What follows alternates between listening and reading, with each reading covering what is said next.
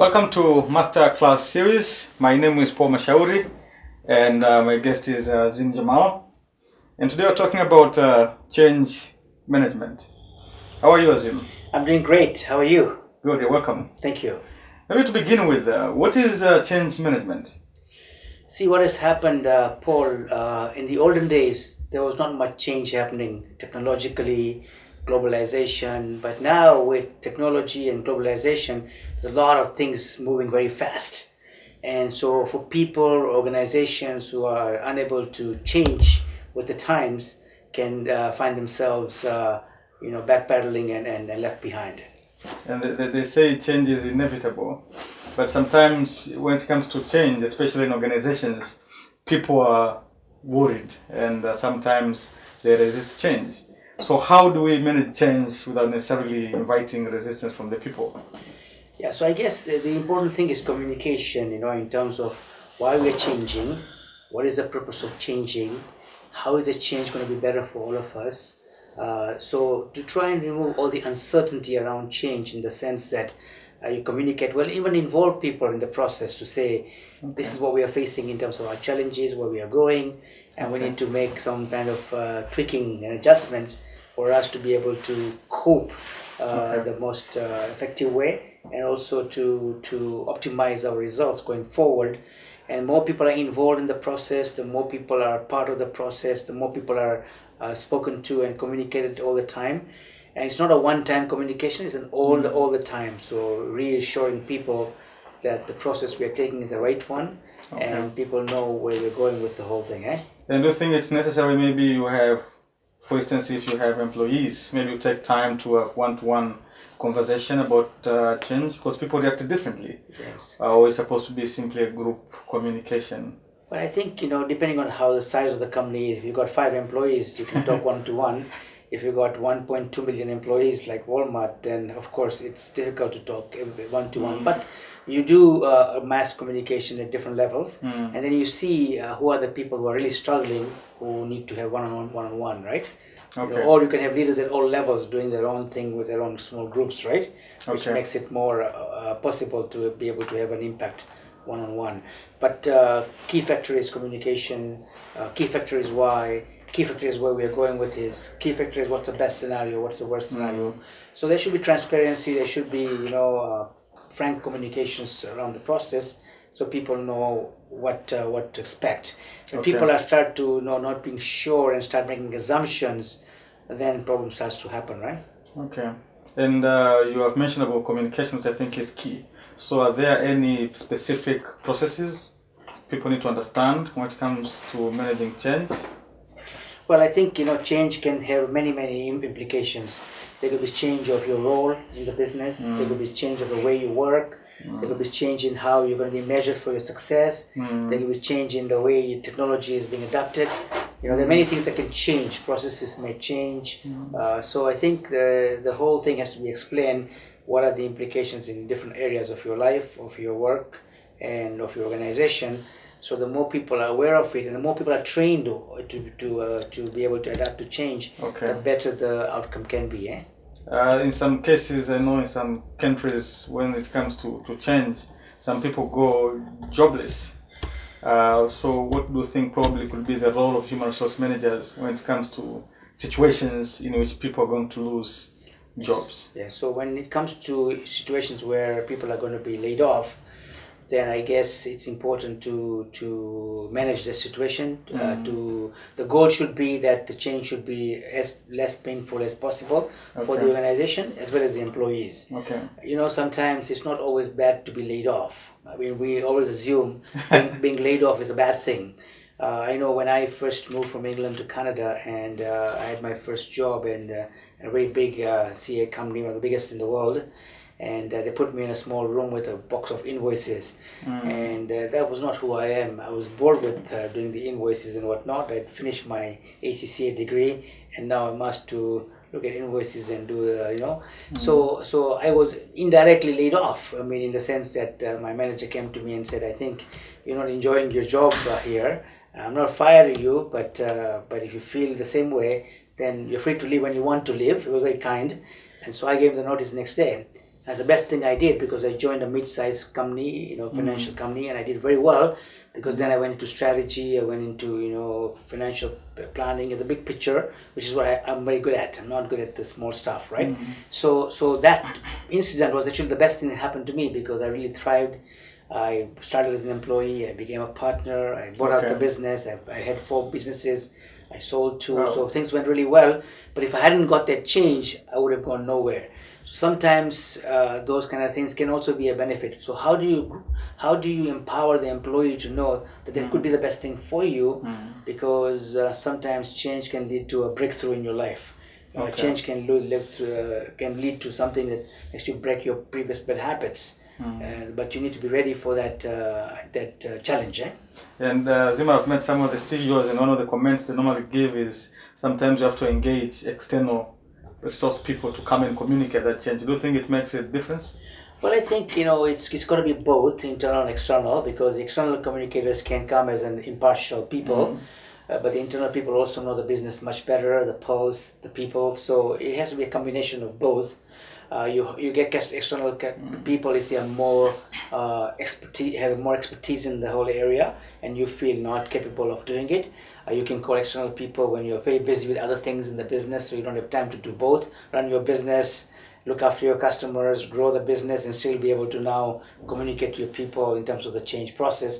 So this is where you involve other people to help you with your task, right? And but it still doesn't dissolve your responsibility to also be communicating as well. Okay. And sometimes with the change in marketplaces, some of the businesses need to be closed.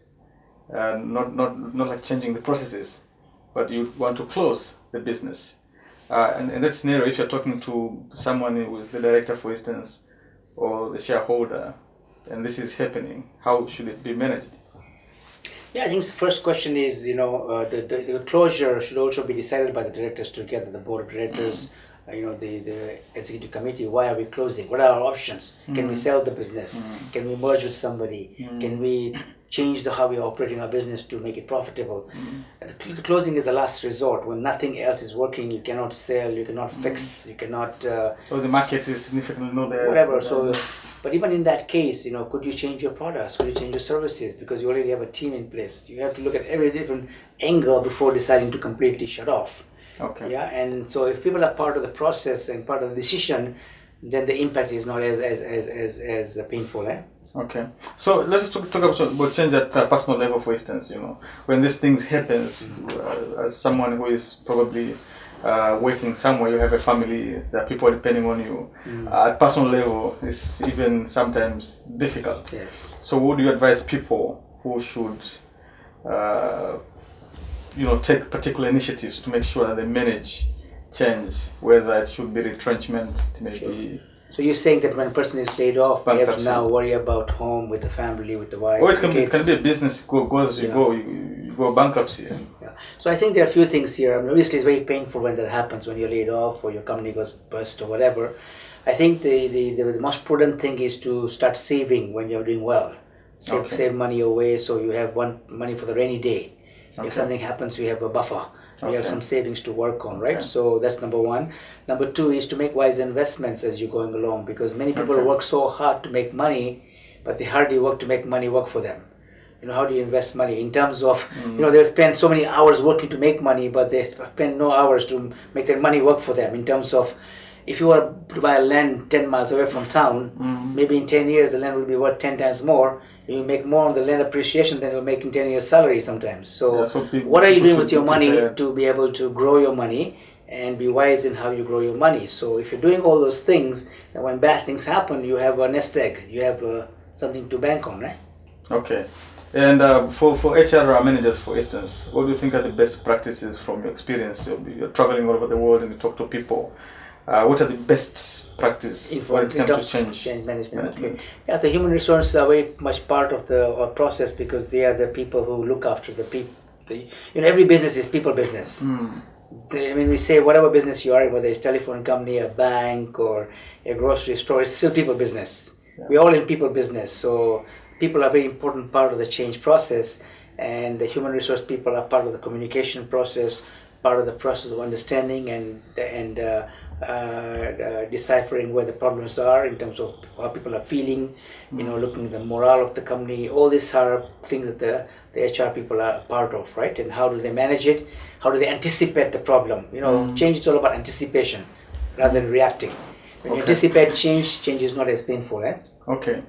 And in the changing dynamics in the world of businesses and organizational development, especially for people who manage the processes, maybe restructuring in organizations, what do you think are the critical components when it comes to make sure that it doesn't have negative effects to the business organization? Yeah, so I think the whole process of restructuring, the question to ask is, why are we restructuring? Okay. What was the process of making a decision about restructuring? Okay. And were people involved in the process of making the decision? Okay. If not involved in the process of making a decision, were they communicated to the reasons why this is happening and how it's going to be beneficial to the company as well as to themselves? Okay. Yeah, so the same basics apply even in this case, right? First of all, making sure that the decision is the right decisions to make in the circumstances, in the environment. Enough thought has gone through it. Who are the people who are part of the decision process? Okay. And how was the communication process done throughout the organization as to why it is done, how it's going to benefit the company, how it's going to benefit the people, and if there are any consequences to the people in terms of their jobs or security or whatnot, also needs to be communicated so people are very much aware of what's happening. And if there's some dire consequences on their personal life in terms of their jobs, then also a process of how you minimize that damage should also be part of the thinking. Okay, as you have mentioned about decision making, which I think is very critical when it comes to any success for a personal level and corporate level. And talking about decision making, give us sort of expert advice. If before making any decision, what should be the areas, issues to look at, to consider for any decision? Because decision can technically build or destroy. Sure. I mean, if you look at great successful people, business people, CEOs, they're very decisive. Okay. They're not wishy-washy. Wishy-washy means I'm neither here nor there, and I can't make a decision. Some people don't want to make a decision because they pass the buck to somebody else. So if there's a mistake, I'm not responsible. So they stay away from decision making. But you'll never grow as a leader. You'll never grow as a business if you don't make decisions. So they are a very important part of the journey. However, what you need to consider in decision making is taking into account all the facts that are there, right? The tangible, the intangible facts that are there. So you've taken all the stuff into account and not leaving any stone unturned if it's possible. Okay. Then you look at, if I take this decision, what's the worst that can happen? Okay. Worst case scenario. Yeah, if I can live with the worst, then maybe it's not going to be the end of the world. Okay. Yeah, but if the decision can be life-threatening, then of course there's more rigor required, right? So it all depends on what is at stake here, how much money we're talking about, what is the worst that can happen, right? And so for small decisions, you don't want to sweat and you don't want to spend too much time, because time is money too, right? And sometimes decisions have to be timely. If they're not timely, you can lose a deal. Okay. So I think those are kind of things one has to consider. And if you're not sure, then have a sounding board. Bounce it off with somebody who you admire, who you trust, and that gives you that feeling of, what the damage could be and what the plus side is as well, right? Okay. Yeah. But you have to make a decision. When you don't make a decision, you're making a decision, not to make a decision.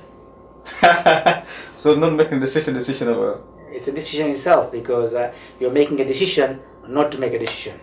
Okay, thanks Azim. I think we're done with the first part of this conversation. I will go for a short break and then come back again and continue the discussion. Thank you so much, Azim. Thank you. And keep watching Masterclass series.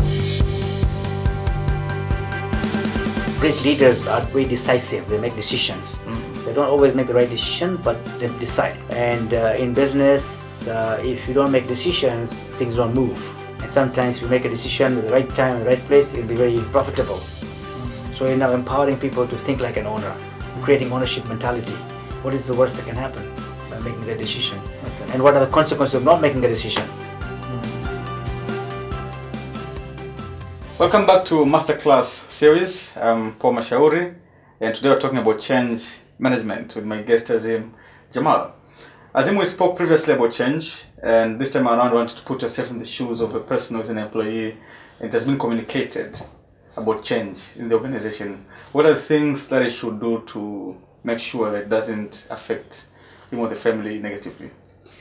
So if you are the employee who is going through this process in the organization, you want to find out from your supervisor, from people you want to use respect in the organization, what's actually going on, what are the implications for you as an individual.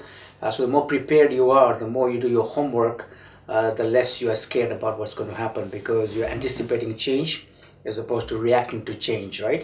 Okay. And then also, the more you know, the more you're able to adapt to change, because if you're adaptable, if you're a part of the success story in the change process, then people won't fire you, because you're going to be somebody who's going to lead the change, as opposed to somebody who's going to react to change, right? So that also minimizes your chances of being laid off.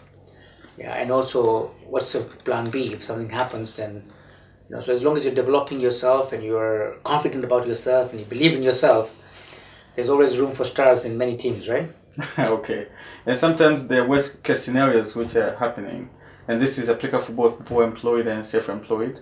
When things are happening at the same time, it may be you're losing your job, but at the same time the marriage maybe doesn't work, or the children are into trouble, so people go depressed. In such a situation, if someone is watching you now and is going through that, what are the necessary things to do? Well, if you look at history of successful people, many successful people go to the bottom. When Steve Jobs got fired from Apple, he was at the bottom of his journey. He was fired from his own company. He was a failure big time, and he had to make a decision to know what to do. He also thought about leaving the technological, valley and go somewhere else. But he didn't go, because he loved what he did and he bounced back. So how do you create the ability to bounce back bigger and stronger? So when everything is not working, you have to ask yourself why. What are you doing not right that everything is not working? I mean, something cannot work, but not everything.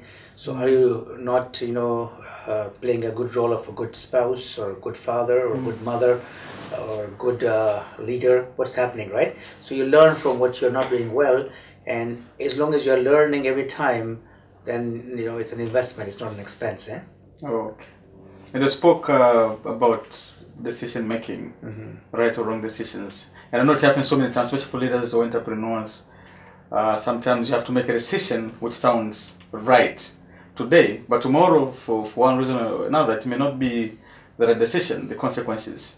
And we make mistakes every day. If someone makes decisions which are not necessarily working after sometimes, what needs to be done? That may cause consequences in the business, yes, or personal life. So again, if you look at success stories, people make mistakes. No mistakes, no success. You're allowed to make new mistakes, but you're not allowed to make the same mistakes. If you make same mistakes, you're not learning from it.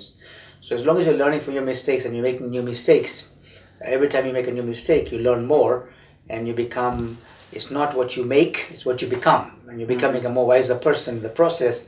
Eventually you'll become very successful, as long as you're learning from your mistakes and applying your learnings in the new journey. Okay. And what about lifestyle change? Azim, it happens so many times and to so many people, and I've seen in my life as well, when you're supposed to change your life. It may be because of a health issue, it may be because of a career issue or business. Take an example of somebody who has been diagnosed and being found with diabetes, which you have now to change even your diet. Or someone who's been with a position in the company and all of a sudden have been demoted. People are reporting to you, and now you're supposed to report to someone. So it makes a sort of a switch in your lifestyle, and it gives some people problems because you have to live a different life which you're not used to before. Sure. How do you advise people who go through such? Of course, it's difficult for people to make a change from lifestyle. If they're used to, living a very comfy lifestyle, and suddenly it's not so comfortable. It's difficult. However, there's a nice saying that circumstances do not make you, circumstances reveal you. Okay. So when circumstances happen, it shows your character, it shows your capacity, it shows your ability to bounce back bigger and stronger, right? If you diminish, that means your character is weak. You can only survive in one environment, but you cannot survive in another environment. But if your character is strong, when environments change, yes, you have to adapt to it, but you can, because you have the capacity, you have the belief, and you're able to adjust yourself. And that's who you are from the core, right? And is it like going beyond your comfort zone? Is something some people courageous are born with that, or is something people can learn or can get inspired to believe into that? When situations are tough and you have to stretch yourself, maybe the boss is pushing, maybe it's a new role, you're suddenly promoted, and it's not easy. People expect you to deliver, and things maybe get tougher, and you have to go beyond. Maybe you need to work extra hours or do something you have never done before. How do you help people to go beyond their comfort zones? See, every human being has a capacity. We're all born geniuses, we're all born miracles, we all have enormous power. Our brain is even more powerful than a computer. Eyes are so small, but you can see the stars trillions of miles away. So we all have enormous potential and power, but sometimes we don't believe in our power. We don't believe in our capacity. Yes, circumstances help you to become better, like your environment, your upbringing, your schooling. All this play a part in who you become as you grow older and more capable and more courageous. But deep down, we all have it. So if you're really put to test, you tap into your genius within. They say that necessity is the mother of invention. When you're put into a task, you find solutions because there's no other choice. You don't have any option. And then suddenly something comes up in you to find a solution because there's no other choice. Otherwise, you never go there. You stay in your comfort zone and don't expand it because you're not. And that's why the more you're tested, the more hardship that comes to you, the more you're challenged, the stronger you become. Okay. That's very interesting. And consider nowadays so many things happens without notice. The unexpected. And for businesses, I think many people understand there's so much crisis coming up and you never prepared for that. And it may be because of, let us say, change of leadership. It may be because of change of the market structure. It may be organizational change or cultural change. How should people manage change in crisis times when they have to make a decision in a particular period of time? You have to decide, or you have to change your habits because change is slowly. Sometimes people change slowly. Sure. But now the circumstances are forcing you to change suddenly because things are happening and you have to survive in that environment. Sure. I think it's all about anticipation then reaction. So we all know we're living in a drastically changing environment. The world is changing, technology is changing. So we anticipate change. It'll happen. We can't be caught, off guard. So you need to be really developing yourself all the time, having a culture of lifelong learning, always learning new things, new technology, new this. So you're now ready for anything that comes in because you're very much qualified. You want to be better than the next guy.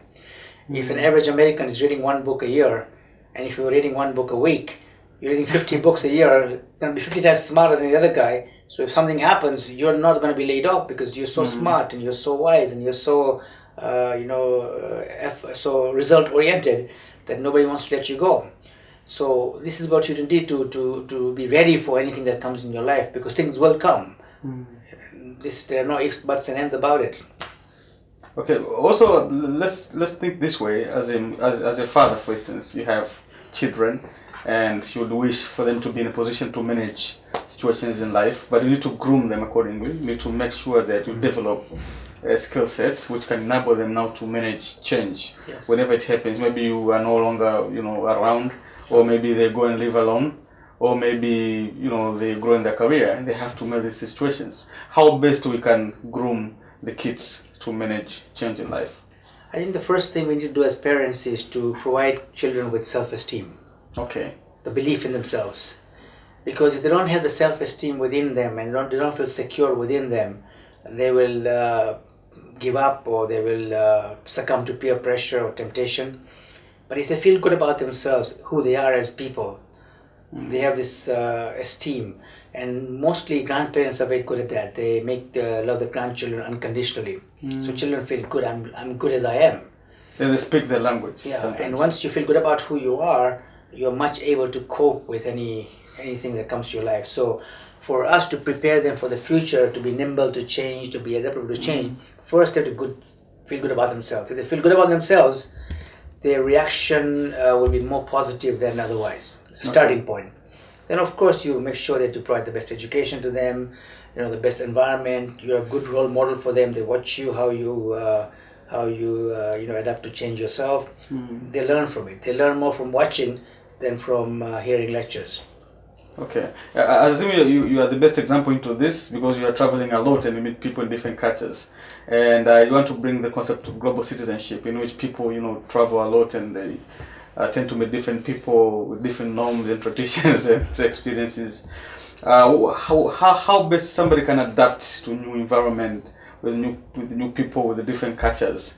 That kind of change without necessarily being conservative and not accepting other people's practices. Sometimes it's very difficult.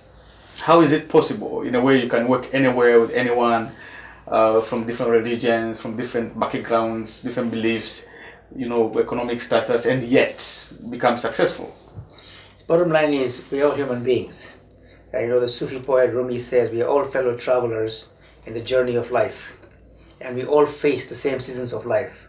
Seasons of hardship, of joy, of victory, of defeat, of love. We all face that. So yes, we are different cultures, different backgrounds, even two people, even twins, they look alike, but they don't think alike. Definitely. And the spouses don't think alike. So there are going to be differences even in your own family, forget about the whole world. But the issue is when you look at diversity as a strength, not a weakness. When you look at unity in diversity or unity in multiplicity, then you're able to adapt to any changing environment that you come across because you realize people are people.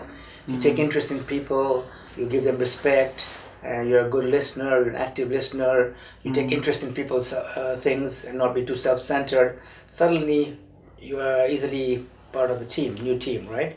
And you learn from different people. Sometimes you sit on the plane and somebody stranger sits beside you, you start talking, and suddenly you get into such a good conversation or somebody who's completely a stranger in your life, never met you in your life, and yet there's some exciting discussion can happen. So it's really your openness to be able to learn from others and respect others for their differences, not for their similarities. Okay. And primarily for youth, actually, this question is probably more interesting to youth. Youth mostly, they want to try new things. So we have spoken about change management, but I want to connect it to change initiators, the people who initiate change. And sometimes they initiate change, but they can't manage that change which they have introduced. How is it? Can you give us your opinion? Somebody comes with a good innovation which helps the society, but also sometimes innovation comes with a negative and positive effects. Look, for instance, like social media. How can we bestly initiate change and better manage the change? So this is primarily for people who are good, they're creative, they can innovate, they can start something. But how do you manage it to make sure that it's yield positive more than assuming that the change is positive? Yes. And they want to sustain it. And and I know habits don't change overnight. Things you learn for 10 years, we're not going to change overnight. So if you want to make a new habit, you need to spend a little time doing that every single day. In the olden days, we said 21 days you take to something, it becomes a new habit. There's new research that there's much longer than 21 days it takes you to get a new habit. So if you do it for 3 months, for example, the chances of you doing every day creates a new habit. But what are things people should do to build that habit? Yeah, so firstly, you need to understand what you made a change is a positive one. It's helping you personally. It's part of your goals, and you want to make sure that's something that's going to help you. Then you write down your goal every day, read it every night, every morning, that you're doing that every single day. The more reminders you have of put in the bathroom mirror, this is something I need to do every day. And the more you do it, the more discipline you create, and the more new habits you create. We're talking about change management. I changed my career from accounting for business to accounting for life. I had 3 degrees in accounting. I was an ACCA from England, a chartered financial planner, and a CPA. And one day in 1987, I gave up all my career and became an author, a speaker, and a coach. And it was a huge change. My kids were so young. My son was 3, my daughter was 8. So a huge change in my life. Of course, it was very difficult, but I would do it again at the drop of a hat, despite all the challenges I faced in the new journey. Because what I do now, I love what I do, and I'm 100 times better what I do now than I was an accountant, even though I had 3 degrees. So yes, change is hard. It takes time. You got to go through struggle, but if you persist long enough, you can create a fantastic outcome out of it. Okay, and speaking to people who either they're into situations whereby they have to leave the change which is painful. Sometimes it happens, you're told like it will take time, it won't end, but you have to live with it. or you're advising someone who is living in pain. It is a change. It was not there before, but now he has to live with that kind of change. What are the very words of wisdom you need to tell this guy? Every pain you have is a blessing in some way. You know, it's like the chickpea you put in boiling water, it gets boiled and boiled and boiled, eventually it becomes cooked. So Rumi says that if you haven't been cooked in your life, you're nothing. You know, when you get cooked, you become stronger. So the pain comes to you to make you stronger. That's why all the prophets went through pain. All the big successful business people went through pain. Because pain makes you tap into your capacity. So don't run away from pain. It's part of the process to success. That is very interesting. And from your experience, maybe there's something which I didn't ask you, but I think it is very important, and from your personal life or the people I've met before, you have seen it, that you think it is very important for people now to understand. What is it? Well, I think it's what I just said. It's like, you know, going through struggle, going through challenges, going through hurdles, makes you tap into your genius. As long as you learn from all these struggles and challenges and apply it for your benefit. Writing a journal every day to reflect on what's going on in your life makes you more self-aware, makes you better at what you do, and that's another very good quality that you can have as a leader who can then embrace change much quicker, and then have this lifelong hunger, you know, and then the capacity. Every change can be a blessing, because sometimes you never leave a job if you never get fired, and you live all your life doing one job which is so boring, but sometimes you're thrown out. You're forced to do something else, and you say, wow, I didn't have the guts to do it myself, but they did it for me, so I must thank them, because otherwise I would have never started my own business or did something I would have loved to do. And therefore, if you look at, you know, there is a nice saying, positive people are people who look for solution in every problem. Negative people are people who look for a problem in every solution. So if you're a positive person, every time a bad thing happens, you look for the good in it and make the most of it. And if you're actually living with the people who are not necessarily positive, because it happens sometimes I have the strength and I feel like I can manage what is happening in my life, but I have people around who need also to be part of my life, whom I need to convince, maybe the wife or the husband. What is the right way, the right manner to approach and explain in a way they can also be part of you, they can understand, not necessarily to deny you or to feel like you are out of space, because they can't see what you see sometimes. See, you can't change the whole world, but you can change yourself. And the more you change yourself, the more the world around you changes. You see, my colleague who just died recently, Dr. Wayne Dyer, used to say, when you change the way you look at things, the things you look at change. And they haven't changed, but your paradigm has changed looking at them. So you have control of how you look at things, and you have control of how you change as a person. And the more you do that, and the more role model you become, the people around you also gets inspired by that approach. Talking to people who are running change globally, and let us say diplomats or people who do peace negotiations, whereby they have to bring people from different cultures to come together, listen to one another, and agree on some issues. What does change means to them and to those whom they intend to impact?